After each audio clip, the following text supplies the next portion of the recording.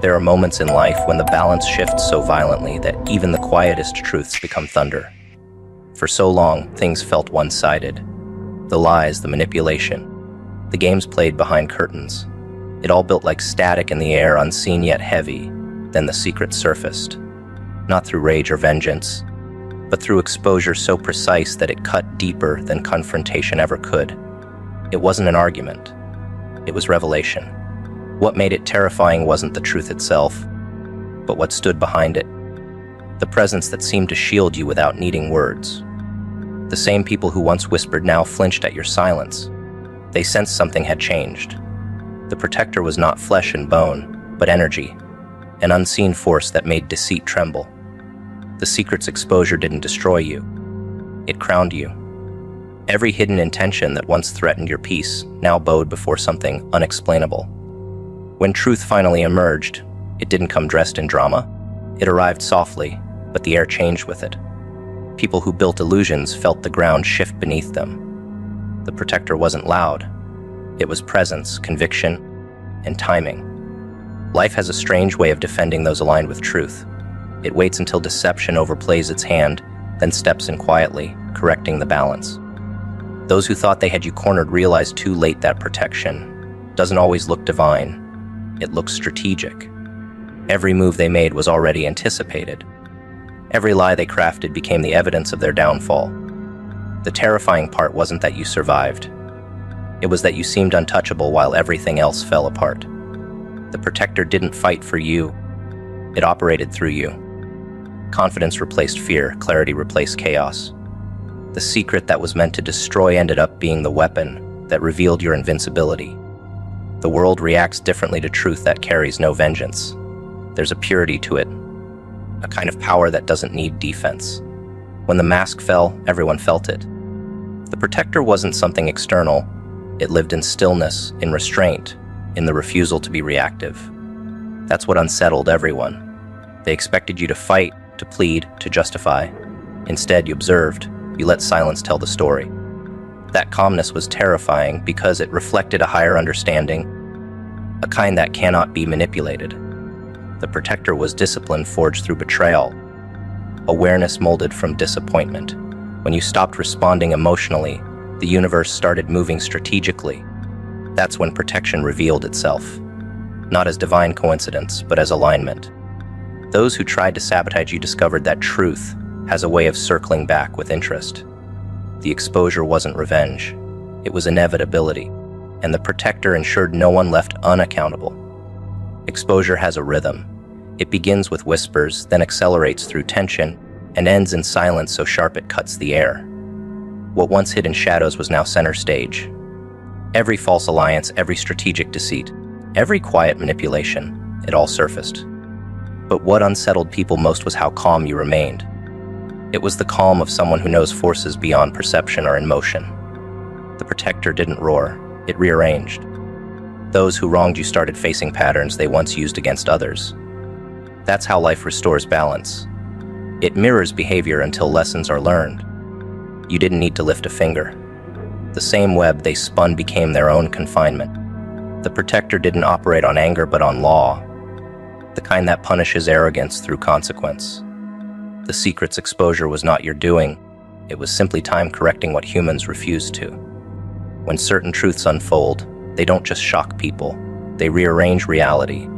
Everyone involved feels the shift. Those who spoke lies begin to stumble over their own stories. The audience they once entertained now watches in confusion. And through it all, you stay composed, no longer needing validation. That composure came from understanding that protection isn't about being saved. It's about being seen clearly by life itself. Every attack became instruction. Every betrayal became blueprint. The protector had been sculpting your awareness all along. The people who thought they could break you didn't realize they were preparing you for self-mastery. And when mastery arrived, it carried consequences. Energy doesn't lie. It returns what it receives, amplified. The secret was never about what they hid. It was about what you became while they were busy hiding it. And when that transformation surfaced, it terrified everyone who once underestimated your endurance. The most unnerving thing for those who plotted your downfall was realizing their power never came from strength. It came from your permission. Once that permission was withdrawn, they lost everything. The protector revealed itself in the silence that followed, in the way life began exposing truths without your involvement. People who once believed falsehood started questioning their own loyalty. That's how protection works. It doesn't need to fight, it shifts perspective. Those who once stood against you found themselves confused, unable to explain why their confidence vanished. It wasn't guilt, it was exposure. The energy they once controlled no longer responded. The protector had cut the signal. You no longer played defense because you became the mirror. The secret's exposure became the turning point. A moment when every manipulator met their own reflection, and it was unbearable to face. There's a psychological terror that comes from being seen fully. Those who live through deception rely on invisibility. The moment they're recognized, the performance ends. That's what happened. The protector stripped away illusion without force. It didn't destroy, it revealed. You watched people unravel, not because you attacked, but because they couldn't maintain the lie under the weight of awareness. The truth didn't humiliate them, it exposed their fragility. People fear exposure not because of punishment, but because of perception. Once others see behind the act, the power dynamic dissolves. The protector's role wasn't vengeance, it was revelation. It made sure truth didn't just surface, it stayed. The fear that followed was proof of how much deceit depends on ignorance. And once ignorance was gone, all that remained was truth. Cold, steady, unshakable. The protector didn't defend, it redefined. The protector operates in ways logic can't explain. It's the force that shows up when you've stopped begging for justice. It's what enters when you stop chasing closure and start trusting consequence. Every manipulator underestimates timing, and timing is the protector's language. It moves quietly but perfectly. Those who betrayed trust never expect the moment truth arrives. It doesn't knock, it floods. The fear that follows isn't from exposure itself, but from realizing they can't undo what's been seen. That's how protection feels. It doesn't scream vengeance. It whispers inevitability. The secret's exposure wasn't loud because truth doesn't need audience. It just needs patience. When the protector intervenes, everything that once stood against you collapses naturally. Their guilt becomes their teacher. Their silence becomes their confession. That's the kind of protection no power can compete with. The kind that doesn't just save, it educates. After exposure, peace takes on a different tone. It's not soft, it's sovereign. You carry yourself differently. The fear that once guided your decisions has turned into discernment. You no longer chase safety because you embody it. That's the aftermath of protection, clarity. Those who once manipulated your kindness now avoid your eyes. It's not that you're untouchable. It's that their deceit can't breathe near your awareness. The protector changed your frequency. You learned how to move without explaining, how to sense deception before it forms, how to trust energy more than intention. And the world adjusts to that. People act differently, speak differently, think twice before approaching. That's not fear of you. It's respect for the energy that stands behind you. The secret's exposure wasn't an ending, it was a beginning of authority. The protector didn't arrive, it awoke through you. Exposure doesn't always come through confrontation. It often happens through time. The truth doesn't rip masks off, it makes them unnecessary. Pretenses dissolve when the performance no longer earns applause. Those who lived behind facades began to notice something subtle. Their tricks no longer worked. The charm felt heavy, the excuses repetitive, the smiles forced. The audience had grown quiet because awareness doesn't entertain. Masks dissolve when someone stops reacting. The power they once drew from manipulation evaporated because the energy feeding it disappeared. What was once convincing now feels empty. You didn't expose them by attacking, you simply outgrew the illusion. That's what made it powerful. Lies decay when the truth stands still long enough. Every deceit, every projection, every false gesture, melting quietly under the heat of reality. Masks don't fall dramatically, they fade through irrelevance. And the moment the act loses meaning, the performer loses control. Once illusions lose purpose, they begin to crumble. At first, the shift is invisible. The pretender still laughs, still charms, still mimics sincerity, but awareness changes how you see everything. Their tone feels rehearsed, their words predictable. Nothing about them surprises anymore. That's how exposure works, not through discovery, but through recognition. Masks dissolve when people stop believing in them. The deceiver doesn't notice at first. They keep performing, unaware that the crowd has already left. That's when desperation begins. Every manipulation feels louder, every lie more obvious. The silence of indifference becomes unbearable. The irony is that you never needed revenge. Their act punishes itself. When falsehood meets authenticity, decay starts immediately. Masks cannot survive in the presence of truth because truth doesn't argue. It just waits. Every moment spent pretending becomes heavy, suffocating. Eventually, even the deceiver can't breathe under their own creation. That's how illusions die, quietly, without applause. The human mind can only sustain lies through validation. Once the source of validation vanishes, the mask starts slipping from within. The person wearing it begins to feel the weight of pretending. What used to impress now feels exhausting. Awareness makes deception too difficult to maintain. When someone learns to see through performance, pretense becomes impossible. Every manipulative gesture is dissected before it lands. That's why masks dissolve instead of falling. They can't survive awareness. You didn't destroy their illusion, you made it irrelevant. Their words no longer carry meaning, because the intent is visible behind them. What's terrifying for the deceiver is that they can't hide from themselves anymore. Awareness is a mirror that never shatters. Once held up long enough, it forces the pretender to see their reflection, raw and unfiltered. No accusation could wound deeper than that. Masks melt when lies become heavier than silence. There's a difference between unmasking and dissolving. Unmasking feels violent. Someone rips away the cover, leaving the truth exposed. Dissolving, though, is more elegant. It's awareness doing what confrontation never could. The pretender's identity slowly loses coherence. Their stories contradict, their motives blur, their composure fades. It doesn't happen all at once. It happens through repetition. Every inconsistency erodes credibility. People stop trusting, stop responding, stop engaging. The deceiver feels the isolation but doesn't understand it yet. That's how dissolution works. It isolates without words. The lie decays while the truth grows heavier. You don't have to lift a hand. The energy around you does it for you. The pretender doesn't even realize their collapse has begun until it's too late. By the time they sense the shift, the mask no longer fits. And when awareness fully enters the room, there's nowhere left to hide. Truth doesn't fight, it absorbs. That's why deception never stands a chance in its presence. The mask dissolves because it can't coexist with awareness. The person behind it becomes transparent, not through exposure, but through exhaustion. Pretending requires effort, and effort burns energy. Once energy runs out, authenticity reveals itself, whether beautiful or ugly. You watch this happen slowly. The same people who once seemed confident began to falter. Their eyes darted more, their words stretched thinner. You didn't need to confront, you only needed patience. The truth is patient. It waits for illusion to tire itself out.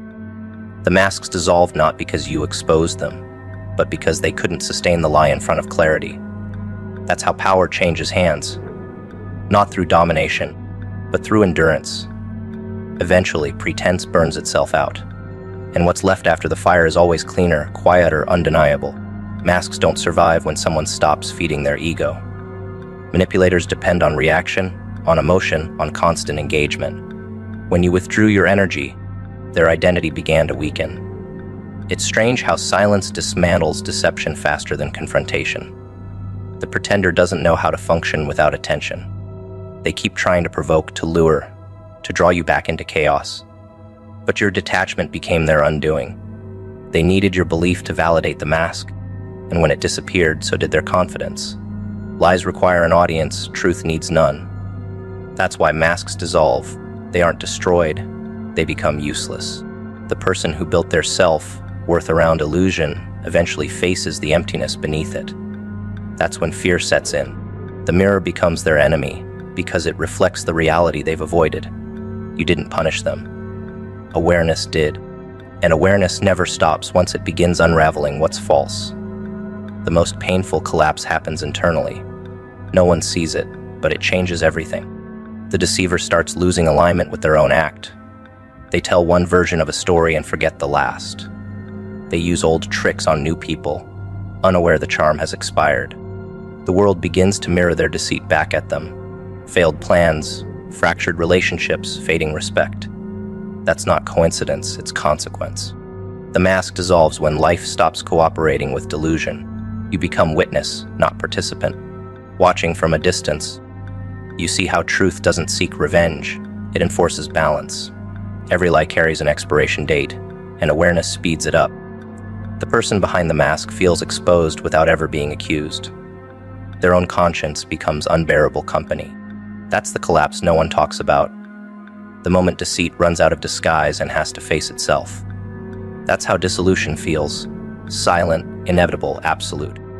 Once the illusion breaks, the world reacts differently. People who once believed the facade start pulling away. Energy moves instinctively toward truth and recoils from deception. It's natural law. You didn't have to explain the truth. It revealed itself through contrast. The calm of awareness makes chaos visible. The deceiver's charm loses color against your composure. That's when realization hits them hardest. Not that they've been exposed, but that their old ways no longer work. It's not rejection they fear, it's irrelevance. The world doesn't revolve around illusion anymore, and the performer can't bear the quiet. When the mask dissolves, what remains is self-confrontation. For those who built identity through manipulation, it feels like death. You didn't kill anything. You just stopped pretending not to see. And when truth stands still long enough, pretense dissolves naturally, leaving only what's real. Awareness doesn't destroy people. It restores order. The mask's purpose was survival, but survival built on illusion always collapses. Once awareness enters, there's no going back. The deceiver senses this before anyone else. Every attempt to rebuild the facade feels forced. Every lie sounds hollow even to their own ears. You don't need to speak. Their reaction tells the story. The dissolution of masks isn't punishment, it's purification. The air clears, the energy resets, the noise fades. You don't carry resentment because you understand the cycle. Truth always wins, not through aggression, but through exposure. Those who rely on deceit live in borrowed time, and when time calls the debt, no defense stands. The moment self-awareness meets deception, everything fake begins to rot. It's nature's law. The unreal cannot survive recognition. Truth never enters like a storm. It arrives like a shadow at first, quiet and still, but once it settles, nothing remains untouched. The lies that once shaped perception start losing grip, not through confrontation but through correction. Truth does not mock those who lied. It teaches them through consequence. The correction doesn't scream, it whispers in ways that echo for years. People who twisted reality begin to face themselves in reflections that won't bend anymore. Their actions start to contradict their words. What once looked like confidence now resembles panic. Truth is a mirror that never flatters, and once it's placed before someone, the image it reflects cannot be denied. No argument can outlast it. That's why the awakening is brutal, because correction carries no sympathy. The false narrative collapses not with noise, but with the weight of undeniable reality. Correction doesn't care about pride. It's not about punishment, it's about balance. When truth finally moves through the room, the air changes. The people who lived in deception sense the shift first.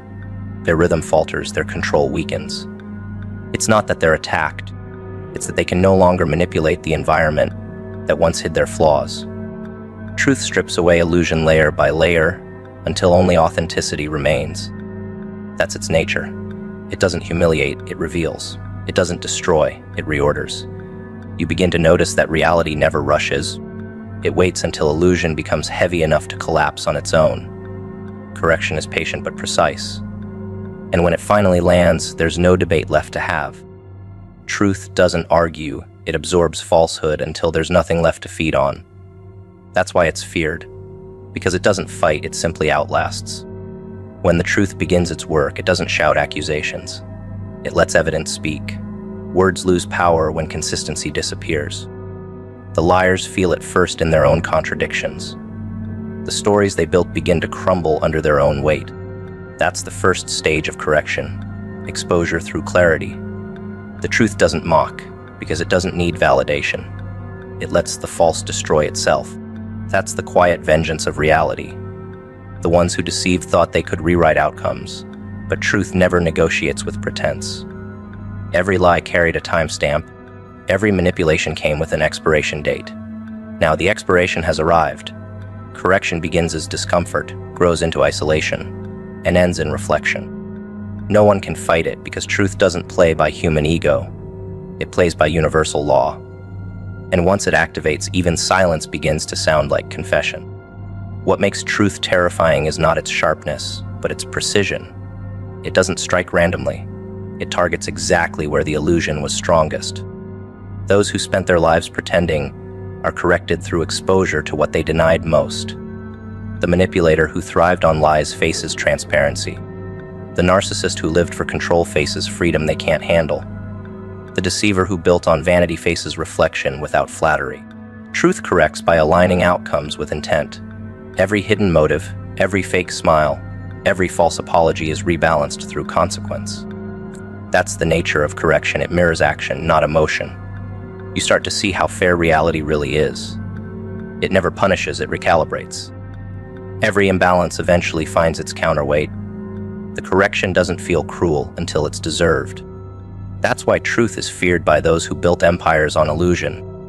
It gives back exactly what was invested. Correction doesn't require witnesses. Truth doesn't need to be believed to be real.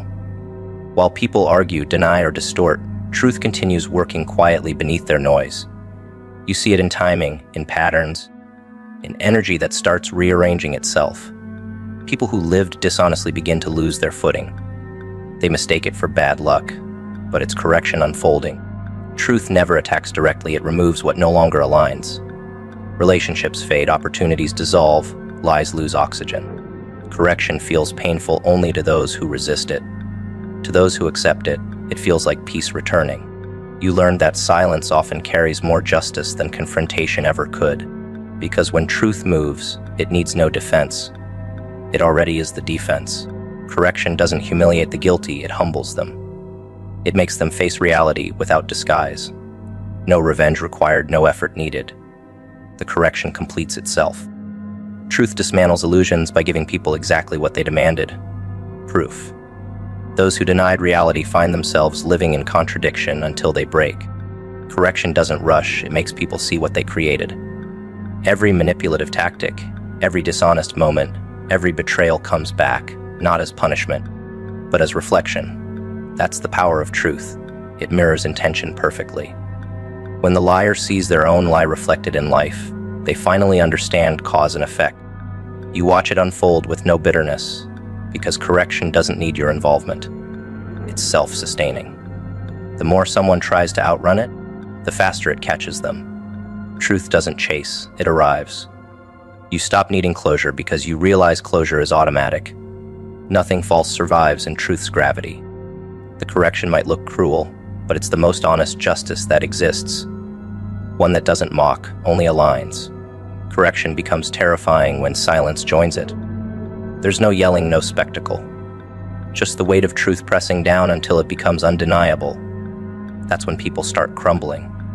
They can't joke their way out, can't manipulate perception, can't hide behind charm. The truth doesn't care about charisma, it only recognizes integrity. The deceiver begins to unravel quietly. They say less, they show less, because pretending has become unbearable. The correction is psychological, it strips illusion from identity. Once that happens, every false layer begins to dissolve. The mask becomes too heavy to wear. You see it in their eyes. The recognition that the truth they denied has now become their only teacher. It's not punishment, it's transformation through exposure. And while others may pity them, you see the beauty in it. Correction through truth is not cruelty, it's rebirth disguised as consequence. When correction takes hold, even time moves differently. The days feel slower for those who fought the truth. Their own choices start returning in fragments. Conversations they twisted resurface in new contexts. Lies they told start echoing back through other mouths. That's how correction works. It multiplies truth until denial becomes impossible. People call it karma, but it's simpler than that. It's physics. Every falsehood creates distortion, and truth corrects distortion through repetition until alignment is restored.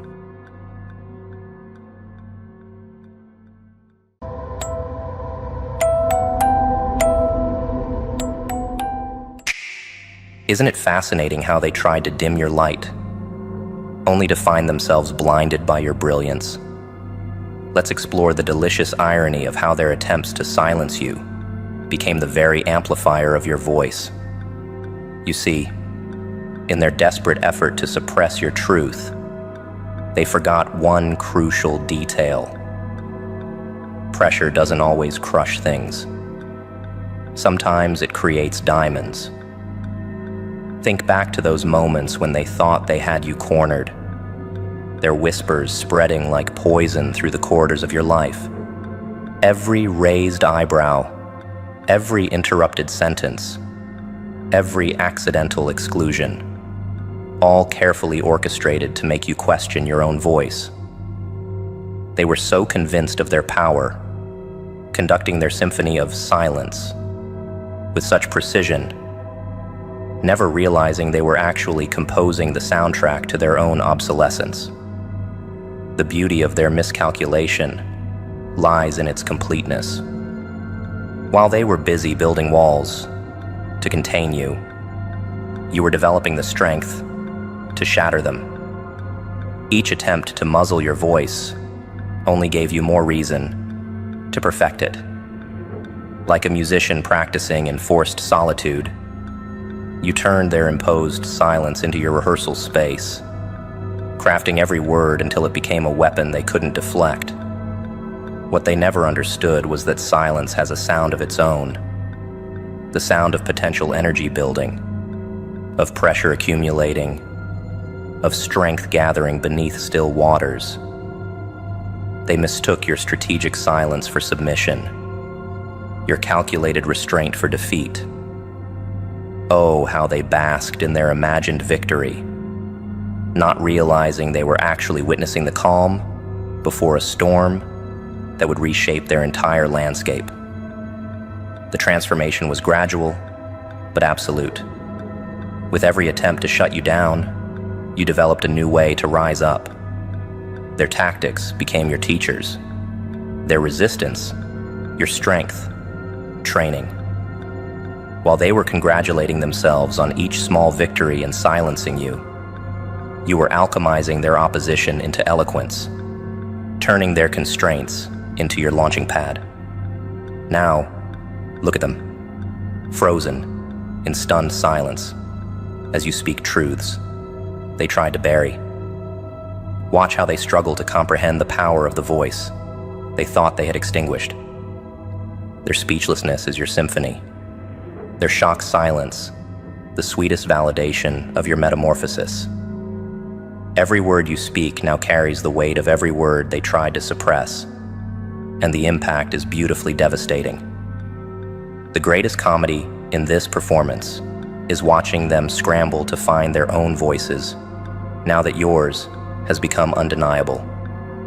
See how they choke on the very silence they tried to force upon you, how they drown in the quiet they thought would be your grave. Their weapons have become their wounds, their tactics, their tombstones, and their planned persecution has become their public paralysis. You've become the embodiment of their worst fear, the unsilenceable truth they tried so desperately to contain. Every attempt they made to write you out of the story only made you a more compelling protagonist. Now they sit in mute witness to your ascendance. Their silence no longer a weapon, but a testament to their total defeat. The irony would be cruel if it weren't so perfectly poetic.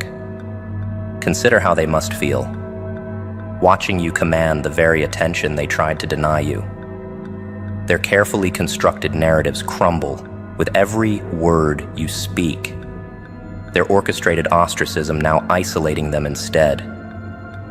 They created this monster, sculpted this phoenix, forged this unstoppable force, and now they can only watch in mute horror as their creation surpasses their control. Let's delve into the twisted psychology of those who feed on emotional chaos, like vampires at a blood bank. Narcissists, these masterful puppeteers of human emotion, have perfected the art of psychological warfare through a simple yet devastating strategy: provoking reactions. They've learned that your emotional response is their most potent fuel, each outburst a feast for their insatiable need for validation and control. Picture them as emotional alchemists, skilled in the dark art of transforming your peace into their power. Every calculated comment, every subtle jab, every theatrical display of victimhood, these are all carefully crafted experiments designed to test your emotional boundaries. They watch with predatory fascination as their words sink into your psyche, measuring success not by the logic of their arguments, but by the intensity of your response. Your anger becomes their ambrosia, your frustration, their feast, your desperation, their delight. The true genius of their manipulation lies in its cyclical nature. Like skilled conductors, they orchestrate situations designed to push you past your breaking point, then sit back and watch the symphony of chaos unfold. Each time you react, you unwittingly validate their importance, confirm their influence, and strengthen their hold over your emotions. Your responses become the very chains they use to bind you. Each outburst, another link in their carefully crafted control. What makes their strategy so effective is its simplicity. They've learned that human emotions, when provoked, follow predictable patterns. They plant seeds of doubt, water them with subtle insults, and fertilize them with gaslighting until your emotional garden becomes a battlefield of their design. Your natural instinct to defend yourself, to seek justice, to demand recognition. These healthy human responses become weapons in their arsenal, each reaction feeding the monster they've so carefully cultivated. The real tragedy unfolds in the way they transform your strength into their sustenance. Every time you stand up for yourself in anger, every tear you shed in frustration, every moment of emotional intensity becomes proof of their power. They don't just want your attention, they crave your emotional investment, your visceral responses, your uncontrolled reactions. It's a psychological vampirism so subtle that most victims don't realize they're being drained until they're already empty. Watch how they position themselves as both the villain and the victim in this theatrical production of pain. They push you to the edge, then act surprised when you react. They create chaos, then condemn you for responding to it. Like skilled magicians, they direct all eyes to your reaction, while their manipulation remains hidden behind a curtain of calculated innocence. Your emotional response becomes their justification, your outbursts, their evidence, your pain, their pleasure. The most insidious aspect of their strategy is how it turns your natural defenses against you. Every time you try to expose their behavior, to call out their manipulation, to defend your reality, you're actually giving them exactly what they want: emotional engagement.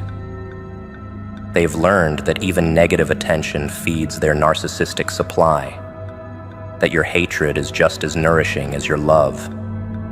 Your very resistance becomes their sustenance.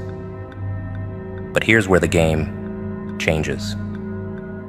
When you understand that your reactions are their oxygen, you gain the power to suffocate their influence. Each time you choose not to react, you remove another log from their fire. Each moment of calculated calmness in the face of their provocations, becomes a silent victory. They may escalate their efforts, becoming more outrageous in their attempts to trigger a response, but your emotional detachment becomes their kryptonite. The beautiful irony emerges when you realize that your silence is more powerful than any scream, your calm more devastating than any storm. As you master the art of non-reaction, you watch them flounder in the face of your emotional autonomy. Their carefully crafted provocations fall flat. Their manipulation tactics lose their sting, and their power, built entirely on your reactions, begins to crumble. A broken heart can mend with time, stitched back together by new love and fresh memories, but a shattered spirit? That's an entirely different kind of wound.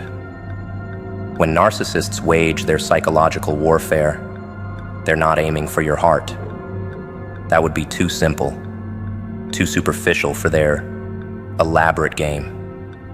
No, they systematically target your soul, dismantling your sense of self, piece by precious piece, until you can't recognize your own reflection in the mirror.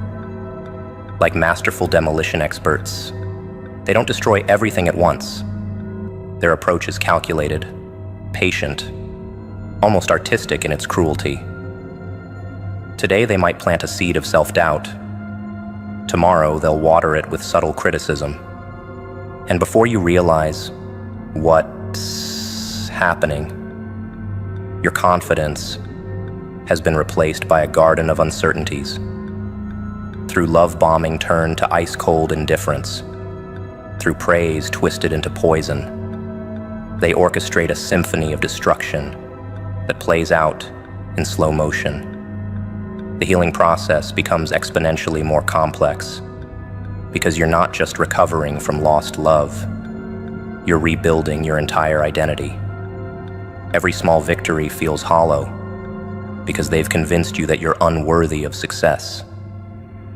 Each step forward is haunted by their voice in your head, questioning your every decision, mocking your attempts at independence. The ghost of their influence lingers long after they're gone, like psychological radiation poisoning that continues to affect everything it touches, insidiously weaving their way through the fabric of your psyche. They don't just break trust in others, they break trust in yourself. Your intuition, they've trained you to doubt it. Your boundaries, they've taught you they're selfish. Your achievements, they've convinced you they're meaningless without their validation. The damage runs so deep that even when you intellectually understand what they've done, your spirit still flinches at shadows they cast years ago. Time becomes a paradox in this healing journey. Simultaneously, your greatest ally and your most painful reminder. While physical wounds have clear stages of healing, spiritual wounds follow no such predictable pattern. One day you might feel invincible, ready to reclaim your power, and the next you're back in that dark place where their words echo through your consciousness like malevolent mantras. The spiral of recovery isn't linear because they've corrupted your very concept of progress. Watching someone piece their spirit back together after narcissistic abuse is like witnessing a phoenix attempt resurrection while still questioning whether it deserves to fly. The process requires not just healing, but complete spiritual reconstruction. Every belief must be examined, every reaction analyzed, every instinct retrained. You're not just closing wounds, you're building an entirely new foundation of self-trust on the ashes of what they destroyed. The deepest cuts come from the way they've weaponized your own mind against you. Long after they're gone, you catch yourself using their metrics to measure your worth, their twisted logic to evaluate your choices, their distorted lens to view your world. It's as if they've installed malware in your psychological operating system, and debugging becomes a full-time job. The healing process isn't just about recovering from what they did. It's about undoing what they taught you to do to yourself. Yet in this seemingly endless journey of spiritual reconstruction, there's a dark poetry to be found. Each piece of yourself you reclaim becomes stronger than before, forged in the fire of their destruction, but tempered by your own resilience. The voice they tried to silence grows louder with each truth you reclaim, each boundary you rebuild, each moment you choose yourself over their echoing criticism. As you navigate through the labyrinth of healing, you begin to understand that while they broke your spirit, they couldn't destroy your potential for rebirth. Like a garden growing through concrete, your resilience finds ways to flourish in the most unlikely places. The very depth of the damage becomes proof of your extraordinary capacity for renewal. After all, only something truly powerful could survive such systematic destruction. The universe doesn't hand out permission slips for moving on. You have to write your own. Through the sleepless nights, through the echoing doubts, through the moments when memories play on repeat, like a broken record, you must plant your flag in the ground and declare your independence from what was. It's not about feeling ready. It's about deciding that ready or not, this is your time. The past might have written your previous chapters, but the pen is in your hands now. Every morning becomes a battlefield where you fight the same war, the war between staying stuck and stepping forward. Your disappointments will beg you to stay in bed. Your hurts will whisper sweet promises of familiar pain. Your fears will present compelling arguments for remaining exactly where you are. But this is where your decision becomes your armor. Your choice becomes your sword. You rise not because you feel like it, but because you've decided that this day will not claim another piece of your future. Watch how the simple act of deciding ripples through your existence like a stone thrown into still water. Suddenly the questions change from, why did this happen to me, to what am I going to do about it? The shift isn't subtle, it's seismic. Your wounds don't disappear, but they transform from anchors into fuel. Your pain doesn't vanish, but it morphs from a prison into a launching pad. This is the alchemy of decision, the magic that happens when choice meets determination. The most exquisite part of this metamorphosis is how it blindsides those who bet against your recovery. While they're still crafting their narratives about your inevitable downfall, you're quietly building your wings.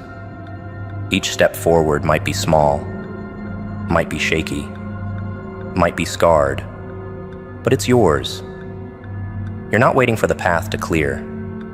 You're clearing it with each deliberate step, each conscious choice, each moment you choose movement over stagnation.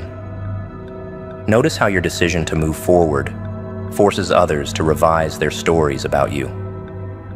Those who expected you to remain forever entombed in your pain now watch in confusion as you rise. Their scripts about your victimhood become obsolete as you author new chapters of resilience. This isn't about proving them wrong. It's about proving yourself right. About validating that inner voice that whispered enough when everything else screamed, give up. The beauty lies in the imperfection of your progress. Some days, moving forward looks like conquering mountains. Other days, it's simply refusing to slide backward. But here's the secret. The size of the step doesn't matter nearly as much as the direction. Your decision to move forward isn't measured in miles, but in moments. In the 1,000 tiny choices you make each day to honor your commitment to your own evolution. In this grand performance of recovery, Your decision becomes both your director and your stage. It orchestrates your actions, curates your thoughts, choreographs your responses to life's provocations. You'll stumble. That's part of the dance. You'll doubt. That's part of the story. But with each renewal of your decision to move forward, the choreography becomes more fluid, the performance more authentic, the progress more undeniable. There's a particular kind of power that comes with realizing that moving on isn't something that happens to you. It's something that happens because of you. Your decision becomes your declaration of independence, your manifesto of movement, your rebellion against the gravity of grief. It's not about waiting for the weight to lift. It's about deciding to walk even with the weight, until walking becomes running, and running becomes flying. Consider how masterfully they twist the concept of love into something unrecognizable. Where love should be a sanctuary of mutual growth, they transform it into a prison of endless tolerance. Their demands come disguised as tests of devotion. If you really loved me, you'd understand why I hurt you. True love means accepting all of me, even the parts that break you. Watch how they weaponize the very language of love, turning your capacity for forgiveness into a tool for their continued abuse. The true perversion lies in how they manipulate the beautiful human desire for unconditional love into a blank check for their worst behaviors. Every time you forgive without consequences, every time you accept their excuses, every time you swallow their lies for the sake of peace, you're not feeding love. You're feeding their conviction that they're entitled to your endless tolerance. It's a psychological sleight of hand, so subtle that most victims don't realize they're being conned until they're emotionally bankrupt. Like skilled counterfeiters, they present tolerance as love's twin, but examine it closely, and you'll see the forgery. Real love has boundaries because it respects both parties. Their version demands the systematic dismantling of all protective barriers. Real love nurtures growth. Their version requires stagnation in toxicity. Real love uplifts. Their version demands you stay low enough to endure their heights of destructive behavior. The exchange rate between your authenticity and their approval becomes increasingly costly. The genius of their manipulation lies in its gradual escalation. Today's tolerance becomes tomorrow's baseline, and they'll always push for more.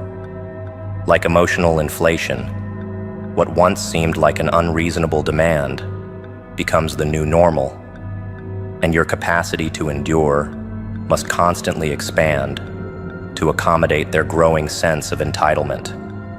They don't want your heart. They want your submission wrapped in the language of love. Pay attention to how they respond when you attempt to establish boundaries. A person seeking love will respect limits.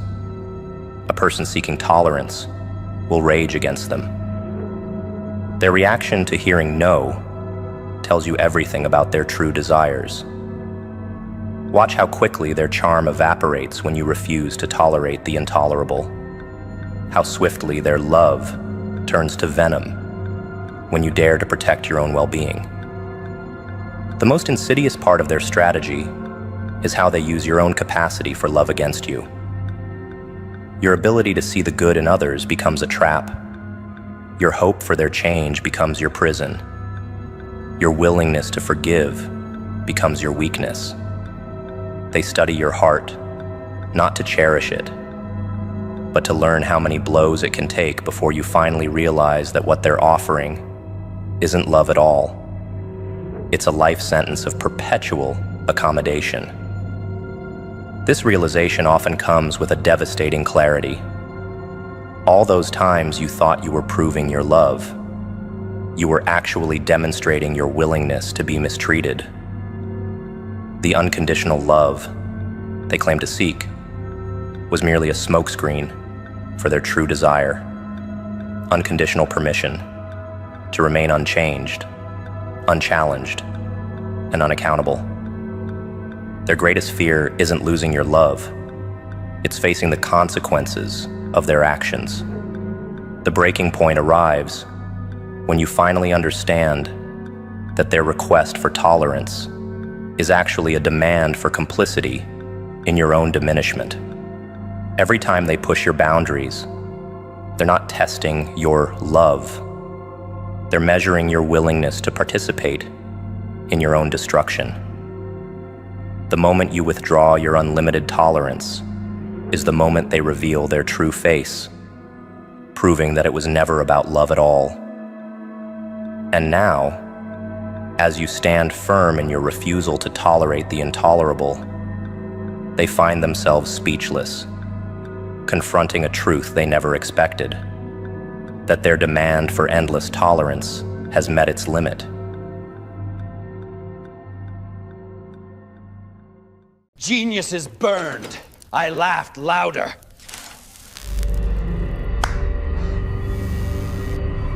Look at them, the thinkers, the architects of fear, the self-proclaimed masterminds who swore they could bend the world like paper in their hands. They wore spectacles instead of crowns.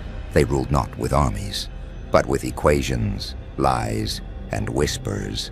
They stitched together networks of control, like spiders weaving webs of steel and secrets.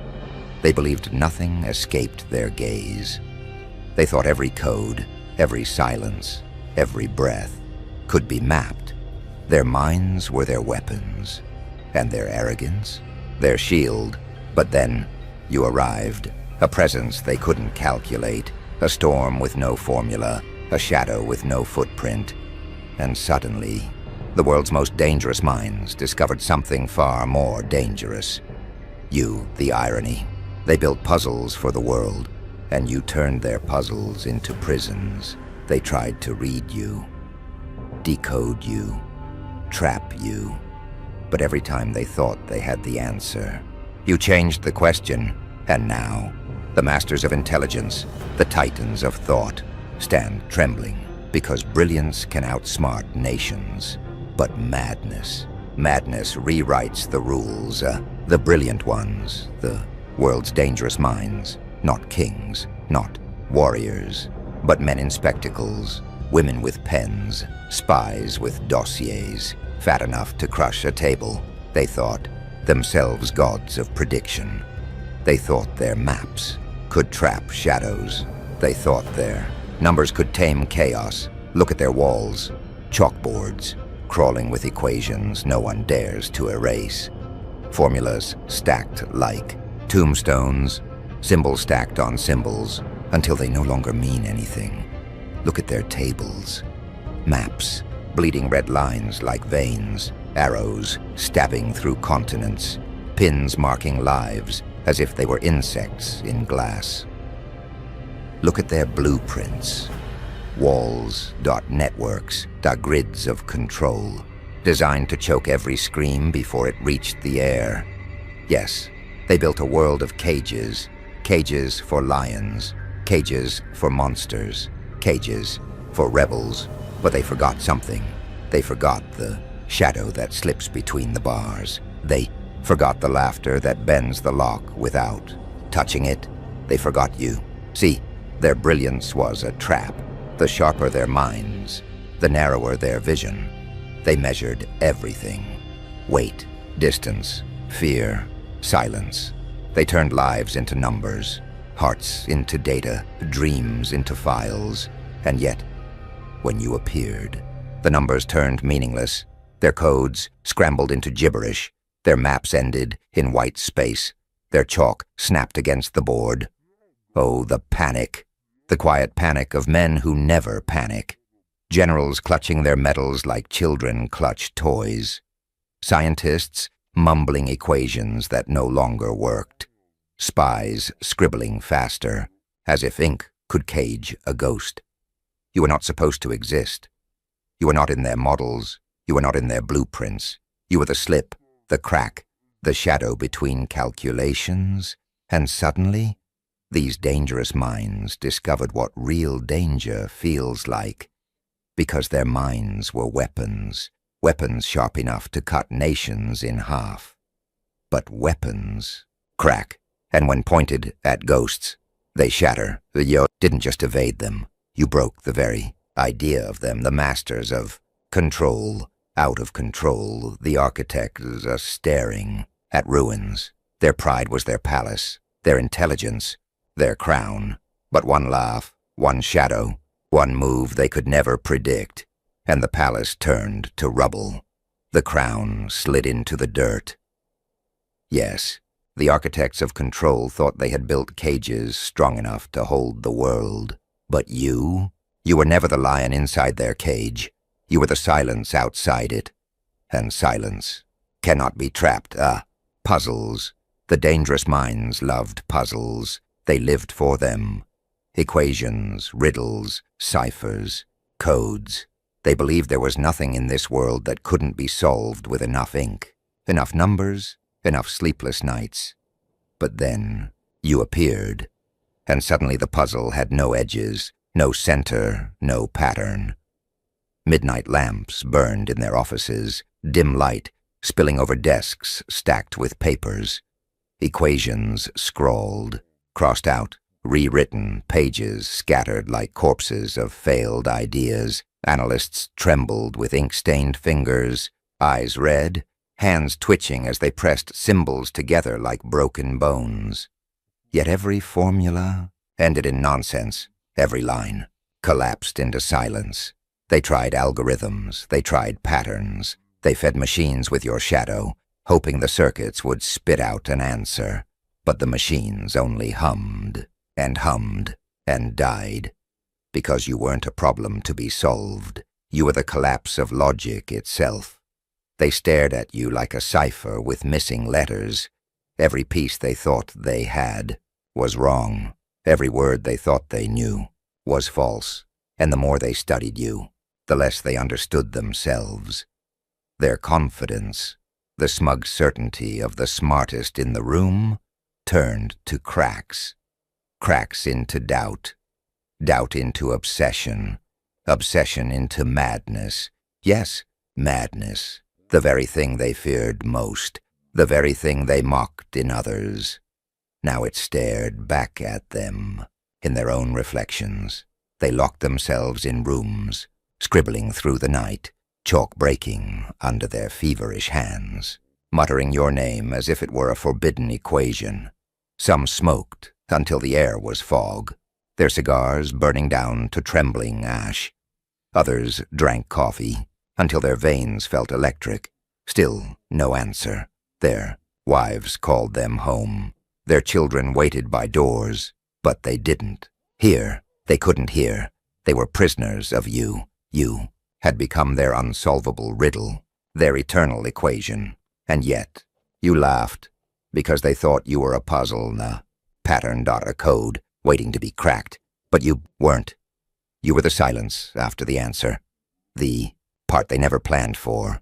The space beyond reason. The void between numbers. And that's what terrified them. Not that they failed once. Not that they failed twice, but that there was nothing to solve, nothing to fix, nothing to predict. You turned their brilliance into chains, their intelligence into prison, bars. Every attempt to capture you only deepened their insanity. Every move they made tied their hands, tighter and slowly. The dangerous minds began to rot from the inside, not because you broke their codes, but because you showed them codes were useless, not because you shattered their logic, but because you revealed logic itself was fragile. They lived for puzzles. But you were not a puzzle. You were the end of puzzles. And so, the most dangerous minds failed, not against fire, not against armies, but against silence. And silence always wins. Behind closed doors where curtains are drawn, where the air tastes of stale smoke and whispered secrets. Your name moves like a draft through the room. Presidents dot generals, advisors, men who send armies to die with a flick of a pen, men who bend, nations with speeches, men who pretend their hands don't shake, but oh, their hands do shake. Ink-stained fingers press too hard on paper, fountain pens leaking black veins across documents. Cigars tremble between their lips, ash falling into polished ashtrays, smoldering like the empires they're desperate to hold together. Chessboards sit in corners of their chambers, games abandoned mid-match, kings tipped, pawns scattered, queens left defenseless, because even their little games of strategy feel hollow when your shadow crosses the board. You were not at the table. You never sat in those meetings, but you were there, in every pause, in every silence, in every glance they stole at one another, wondering who among them had already broken. Yes, even the most dangerous minds fed their leaders poison made of fear. Advisors leaned in close, voices low, eyes darting, slipping dread into presidential ears like venom into veins. Sir, he's out there. General, we can't track him. Mr. President, he knows. And what happens when the masters of control poison their own kings with paranoia? The palace becomes a coffin. The war room becomes a tomb. The crown becomes a noose. They drew maps of the world, oceans carved in ink, borders drawn like scars, red lines cutting across nations like wounds.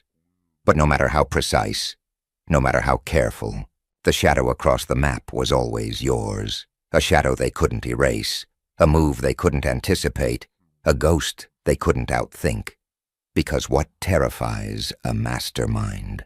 Not losing, not failure, but a move he never saw coming, and you were every move they never saw, every step they couldn't predict, every silence they couldn't measure. The dangerous minds once mocked their enemies. They mocked kings for being too proud. They mocked rebels for being too loud. They mocked the people for being too blind. But they didn't mock you, no. They whispered your name like a prayer, like a curse, like a prophecy they couldn't escape. And in those halls of power, where chandeliers swung above trembling heads, where curtains fluttered in the draft of hidden fears, your presence was heavier than any army outside their gates. No tanks, no bombs, no invasion, just silence, just shadow, just the weight of you. The generals smoked until their lungs burned. The presidents signed laws with shaking pens. The advisors whispered louder, feeding fear, feeding paranoia, feeding collapse. And all the while, you remained outside their reach, untouchable, unpredictable, unseen. They believed they could measure power in armies, in satellites, in spies. But when their greatest weapons turned inward, when fear itself became their ruler, they realized something far darker.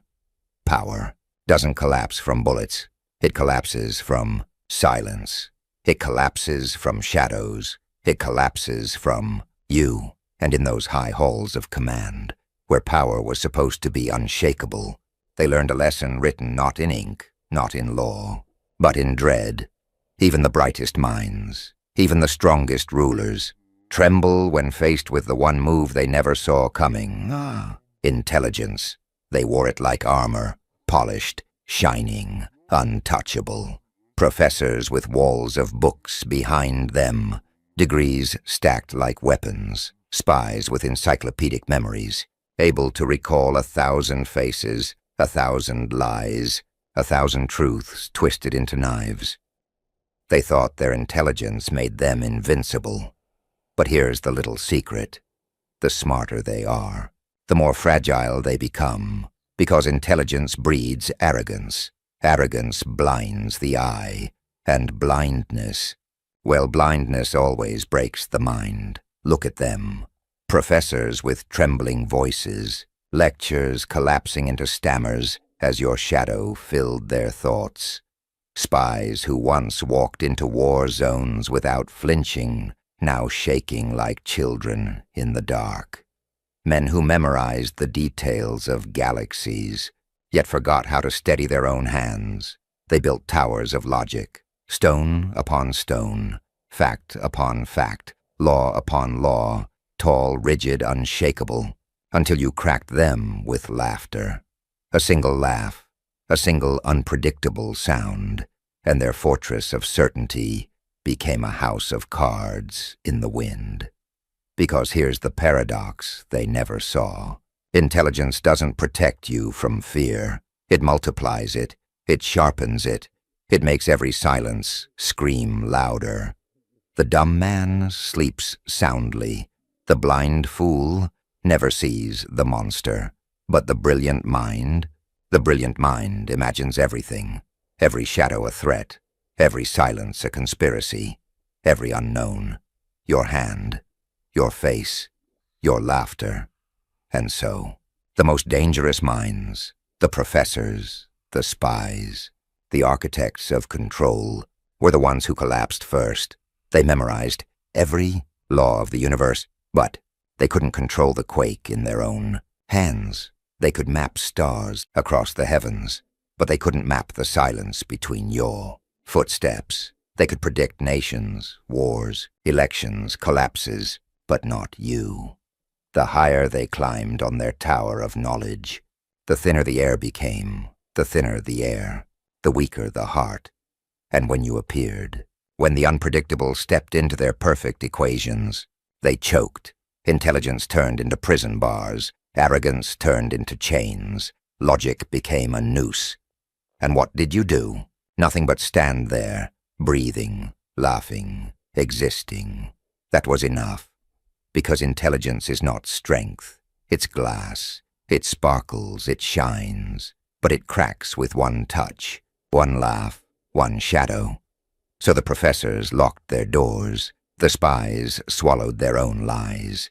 The generals bit their lips until they bled. And every genius, every mastermind, every dangerous mind, folded. They thought their brilliance made them untouchable. But you revealed the truth. The brightest flames burn out first. The tallest towers fall the hardest. And the sharpest minds shatter the loudest. Their world was a school, a secret academy of power. Not classrooms with desks and bells, no chambers filled with maps, so the codebooks and mirrors. Every wall whispered, control. They trained their chosen few there. Young, minds broken down and rebuilt like machines. Scientists taught to see the hidden pattern. Spies drilled to anticipate betrayal before it even formed. Generals conditioned to imagine a battlefield before a single soldier took a step. It wasn't education. It was indoctrination, a curriculum of paranoia. And yet, look closer. Every lecture was a cage. Every formula, a leash. Every lesson was a chain, disguised as wisdom. They didn't teach freedom. They taught obedience wrapped in cleverness. They didn't grow lions. They sharpened guard dogs, because control was the final exam. Every problem they solved, every theory they mastered, circled back to one obsession. How do you cage the unpredictable? And then there was you. You didn't attend their classrooms. You didn't sit under their fluorescent lights or bow beneath their chalk dust equations. Your education was fire. Your diploma was silence. Your test papers were the ruins you left behind, where they studied codes. You broke them by instinct, where they memorized strategies. You shattered them with laughter, where they drafted blueprints of control. You slipped through cracks they didn't even know existed. You graduated, but not by their rules. You graduated by surviving their curriculum without ever stepping into it. While they stood in line, waiting for permission to be stamped ready, you had already written the questions they didn't know they would be asked. And when the day came, oh, the day came They realized something unbearable. You weren't their peer. You weren't their fellow student. You were their examiner. They sat trembling with their sharpened pencils and their memorized lines, while you leaned back, smiling, holding the test they never studied for. Every answer they scribbled only exposed their weakness. Every attempt to prove their brilliance only revealed how small their brilliance was. Because the final exam wasn't about memory, it wasn't about patterns, it wasn't about theories, codes, or maps. It was about chaos. It was about being unchained. It was about the move that can't be rehearsed, the question that can't be anticipated, the silence that breaks every answer. And you aced it before the test even began.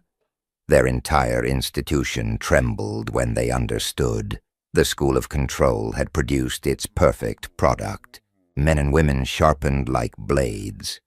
But blades only cut what they see. You were the shadow that no blade could touch. They called themselves graduates. But the moment you stepped into the game, they knew the truth. They had only ever been students. And you were the examiner who graded them all with failure. They built a school for control. But I never enrolled. I wrote the test, and every single one of them failed. Their chalkboards wiped blank, their satellites blind, their supercomputers humming nonsense like ghosts in wires. The smartest minds, once gods of calculation, now prisoners of their own equations. They can't stop solving, can't stop doubting, can't stop collapsing inward. Networks fracture, formulas rot. The empires of intellect crumble without a single strike. You didn't break their minds. You let their brilliance eat itself alive. Taunt. They built logic like fortresses. But you proved a laugh can bring the walls down faster than bombs. They fade, like echoes swallowed by caverns. Their brilliance lies buried under dust-filled libraries, their maps draped in cobwebs, their equations erased by silence itself. The halls where they whispered power are empty now, ruled not by voices, but by the hush that lingers longer than memory. Their brilliance was a flame, bright, desperate, consuming, but your presence, you were the void, and the void outlives fire. The world feared their minds, but now the world remembers the silence that outlived them all. They called it science. I called it déjà vu. So they finally told you that you came from outside the map, outside the plan, outside their little kingdom of rules and crowns. Ooh, I can hear the whispers now. The advisors said he doesn't belong here. They said his shadow doesn't match his body. They said his eyes remember a place no one's ever been. Beautiful, isn't it? When the royals start fearing the uninvited.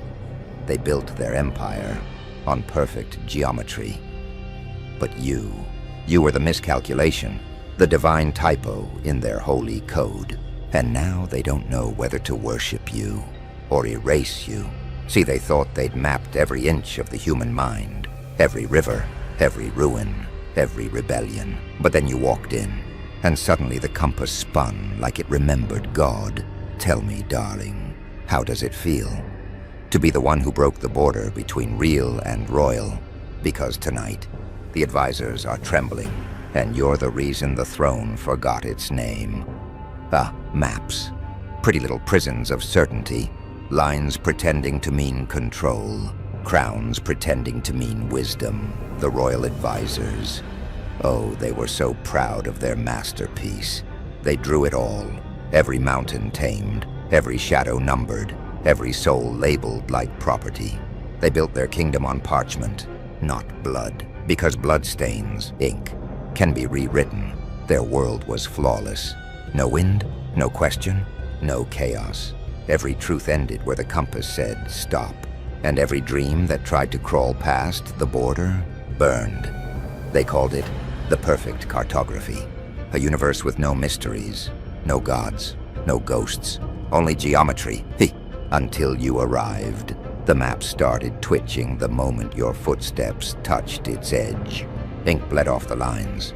The rivers rebelled against their roots. Even the stars started drifting east, as if gravity remembered your name.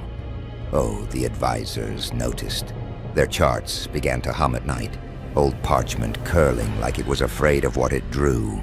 They traced every coastline, but they feared the sound coming from the fog. And there you were, standing in that fog, smiling. No title, no record, no origin, just you, an anomaly, a rumor with a pulse, a glitch the gods whispered about when logic slept. They tried to locate you, to chart you, to label you like everything else they owned. But every coordinate they wrote turned to ash. Every compass spun itself to madness. You broke the only rule their world had. You existed outside the drawing. And that, my friend, was unforgivable. Because once the map realizes it missed a piece, it starts to question the hand that made it. Now the advisors stare at their perfect borders and see them breathing. They hear footsteps coming from the white spaces between kingdoms. They whisper your name like a curse, and I call it prophecy. They built a world to contain the known. You arrived to remind it that knowing was never the point. It started small, a rumor, a ripple under the marble. The royal advisors don't believe in whispers until the walls start whispering back. At first it was the maps. The ink began to move on its own. Borders, breathing, letters rearranging themselves into your name. Even the royal portraits smiled when no one was looking. They thought it was madness. I called it recognition. They tried to keep it quiet, of course. Royal secrets die in silence.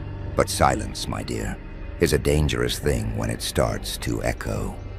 One by one, their perfect little order began to hum. The candles flickered blue. The marble floors sweated like living skin. And the advisors, they started seeing you in reflections that weren't theirs.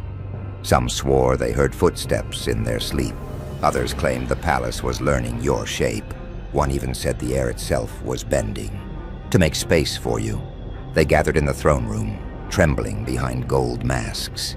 Who is he? What is she? What is it? Oh, how they love their categories. But tell me, how do you label something that exists before labels? They called you an infection, a myth, a message from outside the coordinates of creation. But I knew better. You weren't spreading through their kingdom. Their kingdom was remembering you. You see, the advisors built their truth on silence. And you made silence scream. Every prayer they'd buried under rules came crawling back up through the stone. Every shadow they'd banished now begged for your approval. And deep within those marble walls, the old voices whispered again, ancient and trembling, "He has returned. She has returned. It has returned." The palace had seen your kind before. Not human, not divine. Something older. Something outside the map. And the advisors? They finally understood. The walls weren't protecting them anymore. The walls were warning them, and so they did what frightened minds always do. They built a cage. A gilded one, of course. Fit for a royal mystery. They called it the Crown's Experiment. Elegant name for a panic attack. You were summoned beneath the palace. Endless corridors of mirrors, candles, and questions. They wanted to study you, dissect your silence, record your pulse. But the problem was simple. You didn't have one. Every instrument they placed near you broke. Every lens fractured. Every scholar who stared too long started to dream with their eyes open. Ah, how the advisors hated that. They lived for certainty. You lived before it. They surrounded you with their finest thinkers. Men of measure, women of math, all whispering the same prayer. Contain it. Understand it. Own it. They poked, prodded, scanned. They called you a phenomenon. But the Joker, oh, I saw the truth. They weren't scientists. They were children trying to weigh a lightning bolt. Every time they tried to capture you in formula, the formula erased itself. Every number turned to symbols no one could read. And when they brought out their golden compasses, the arrows spun, not north, but toward you. You didn't answer their questions. You didn't need to. Your silence was a symphony they weren't tuned for. One advisor broke first, screamed that you were the map's reflection come alive, that the border itself had grown a heart. He tore the charts apart, laughing until blood ran from his eyes. The others panicked, declared the experiment a failure. But, oh, it wasn't? Because when they looked up, you weren't in the chamber anymore. You were standing behind them, smiling. And the mirrors? They didn't show your face. They showed theirs, but with your eyes. See, that's the secret of chaos. You don't study it. You join it. They tried to measure you, but every time they reached for your shape, their hands came back empty, and their minds came back different. They called it data. I called it déjà vu, because deep down, somewhere in the cracks of their royal certainty, they remembered this had happened before. You'd been here before, and the last time you came, the map didn't survive. They thought they were interrogating you, but somewhere between the questions and the silence that answered them, the roles reversed. Now they were the ones under the light, and you were the reflection holding the clipboard. See, the advisors believed knowledge came from discovery, but you came from memory. When you spoke, if we can call it speaking, the walls remembered words they'd never heard before. When you breathed, the air shifted its rhythm, like it recognized an old command. I watched their faces twist between awe and terror, because in that moment, the advisors realized you weren't from outside the map. You were from before it was drawn, before kings, before crowns, before the idea of order had ever been spoken aloud. You weren't a visitor. You were the blueprint they copied and then forgot. The first pattern, the original deviation. The irony. They'd spent centuries mapping a world to keep you out. But the truth was, their world only existed because you'd allowed it. And the Joker? Oh, I saw it instantly. You weren't created. You remembered yourself. Their golden lines began to glow. Maps caught fire from the inside, parchment curling into ash, revealing symbols beneath. Ancient ones, shaped like your veins. One advisor fell to his knees, said your name tasted like lightning. Another began laughing hysterically, called you the cartographer of existence. I clapped, slow and smiling. Bravo, I whispered. Every story begins when someone forgets where it started. And the best part, you didn't need revenge. You didn't even need recognition. You just stood there, watching their empire remember the truth, that the crown was never a circle. It was a cage, and you were the gap between its ends. The torches flickered, and for a moment, the entire hall shimmered like a reflection on water. The advisors looked up and saw the stars, not above, but within you. That was the moment the hierarchy collapsed. They didn't discover you. You summoned them, and when I leaned close, whispering through the smoke, they didn't draw you out of the void. You smiled, knowing the rest. The void drew them to you. It began quietly. Power never dies with thunder. It dies with a whisper that pretends to be prayer. The royal advisors gathered one last time. 7 of them, draped in silk and fear, their crowns trembling more than their hands. They sat around a burning map, pretending to debate solutions, but you could feel it. The air was changing sides. The walls leaned in. The mirrors stopped reflecting. Even the torches refused to light for liars. One advisor accused another, said he'd been infected by your voice. Another screamed that you had rewritten the stars. A third just laughed until his jaw locked. And there I was, standing in the corner, watching reason slit its own throat. They built an empire on logic, but logic was built on you. And now that you'd returned, the foundation remembered its cracks. The marble beneath their feet began to pulse, veins of light spreading like fire through stone. Every oath they'd sworn reversed itself. Every truth they'd written unraveled mid-sentence. Their crowns melted first. Gold turned to mercury, dripping into their eyes. They screamed, but not in pain, in recognition, because for the first time, they saw what they'd been serving. Not order, not power, just the illusion of both. One tried to run, straight into a mirror, but the mirror didn't break. He did. His reflection stayed behind, still screaming his name. I clapped for that one. Beautiful symmetry. And through the chaos, you simply stood there. Still, silent, unmoved. The advisors tore each other apart, their wisdom feeding on itself like fire without air. In the end, only dust and echoes remained.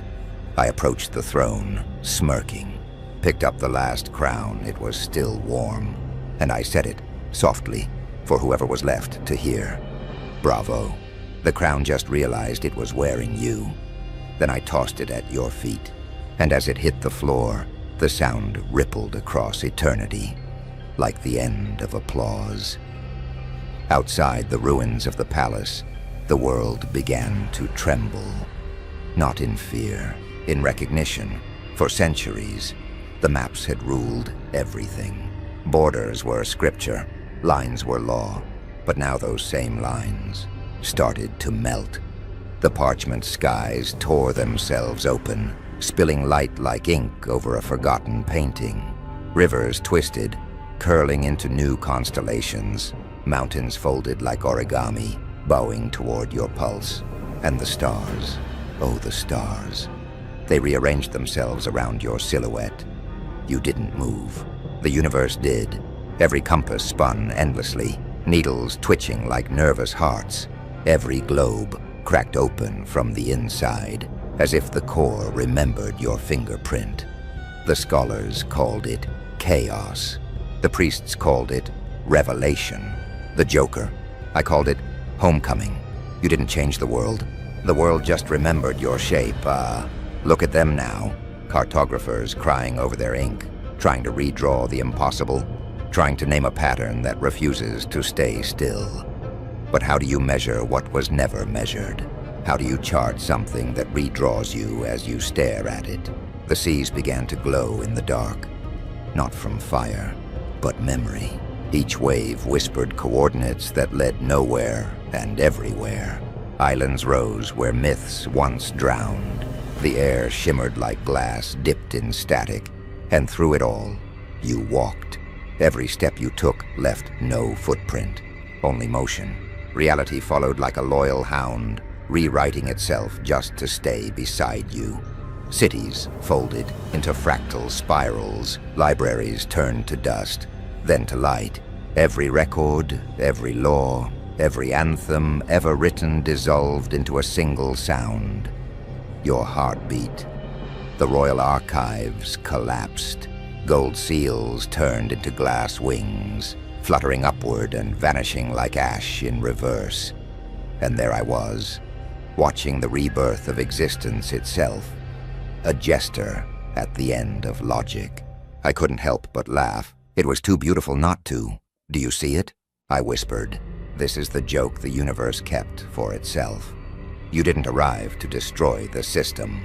You arrived to remind it that systems only exist to forget who made them. The advisors had their order. You brought origin, the difference. Order ends, origin repeats, and now the world belongs to you. Not because you conquered it, but because it recognized you first. Every atom bows to your pulse. Every direction is toward you. The horizon itself bends, begging to be your reflection. You are no longer an anomaly. You are the axis, the spine of the sky, the coordinate where chaos found structure. And I, the fool, the prophet, the echo, I stand in awe, because the new map has no paper, no ink, No border, just your silence, stretching infinitely. Welcome to the new cartography, where existence learned to spell your name. The world had folded into silence. No kings, no borders, just you, standing in the center of a sky that finally stopped spinning. And me, the last voice, the last witness, the last fool who still thought laughter could keep the void entertained. Funny thing about kingdoms, they always imagine their end will come with war, fire, trumpets, applause. But your arrival, it ended everything with understanding. That's far more dangerous. I walked toward you, slow, boots echoing against what used to be reality. The ground shimmered, no longer stone, no longer solid, just memory pretending to hold form. And there you were, crownless, fearless, infinite. The air bent around you like it wanted to apologize. Even gravity hesitated. You didn't need thrones or titles. The silence bowed first. I felt it in my chest, that strange ache between worship and warning. So I laughed, softly. Of course I laughed. That's what I do when truth gets too close. You looked at me. No anger, no pity. Just that stillness that made gods blink. I spoke first. I suppose this is where the story ends, Nothing? Just the faint hum of existence realigning. So I did the only honest thing left. I knelt, not in submission. No. In recognition, because you weren't the outsider they feared. You were the blueprint they forgot. The first silence before the first sound. The breath before creation set its own name. You weren't born outside the map. You were the map before it had edges. And every law, every truth, every limit was just a rumor you'd never bothered to correct. The air grew darker, but not like night. Like ink returning to the pen that wrote it. I watched as the stars faded out, one by one, sliding back into your veins like obedient memories. All that remained was your silhouette. And my voice, the last echo of an audience that never existed. They called you an outsider. I whispered. The words felt heavy, final, honest. Then I smiled. That cracked, crooked grin that only clowns and prophets share. But tell me. I leaned closer, eyes trembling with laughter I didn't understand. Who said inside ever existed? You didn't answer. You didn't have to. The world exhaled. Light flickered. Once, twice, then folded back into nothing. And there, in the infinite hush that followed, my laughter echoed. Slow, soft, like thunder remembering how to crawl, fade to black,